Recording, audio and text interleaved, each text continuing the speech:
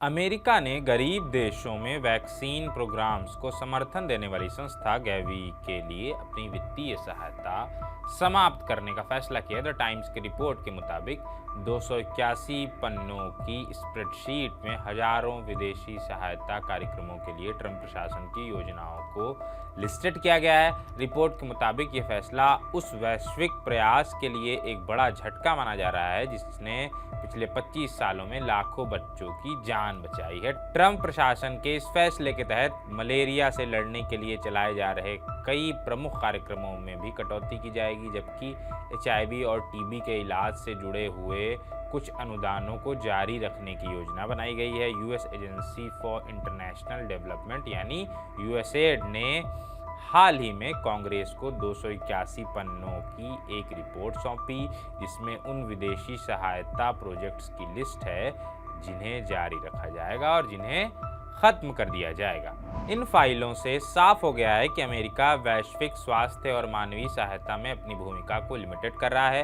Report के अनुसार प्रशासन ने 5341 विदेशी सहायता प्रोजेक्ट्स को बंद करने का फैसला लिया है, जबकि केवल 898 परियोजनाओं को जारी रखा जाएगा। इस फैसले से गावी को सबसे बड़ा नुकसान होगा, क्योंकि ये संगठन दुनिया भर के गरीब देशों में आवश्यक टीकों की आपूर्ति करता है। संगठन ने अनुमान लगाया है कि अमेरिकी सहायता के समाप्त होने से अगले 5 सालों में 75 मिलियन बच्चों को नियमित टीकाकरण नहीं मिल पाएगा, जिससे 1.2 मिलियन यानी 12 लाख बच्चों की मौत हो सकती है। गावी के कार्यकारी अधिकारी डॉक्टर सानिया निस्टार ने कहा कि ये निर्णय न केवल विकासशील देशों बल्कि वैश्विक स्वास्थ्य सुरक्षा के लिए भी खतरा होने वाला है। सिएरा लियोन के स्वास्थ्य मंत्री डॉक्टर ऑस्टिन डेम्बी ने इस फैसले पर गहरी चिंता जताई और कहा कि ये केवल एक नौकरशाही निर्णय नहीं है, बल्कि इससे बच्चों की जान खतरे में पड़ जाएगी। उन्होंने कहा कि गैवी के बिना उनका देश एमपॉक्स जैसी बीमारियों के लिए आवश्यक टीकों की आपूर्ति नहीं कर पाएगा। उन्होंने अमेरिकी प्रशासन से अपील की कि वो इस निर्णय पर पुनर्विचार करें। अमेरिकी विदेश विभाग ने इस निर्णय की पुष्टि करते हुए कहा कि ये हर सहायता अनुदान की समीक्षा व्यक्तिगत रूप से की गई थी और जहां ये प्रशासन की नीतियों और राष्ट्रीय हित के अनुकूल नहीं पाया गया, वहां इसे समाप्त कर दिया गया।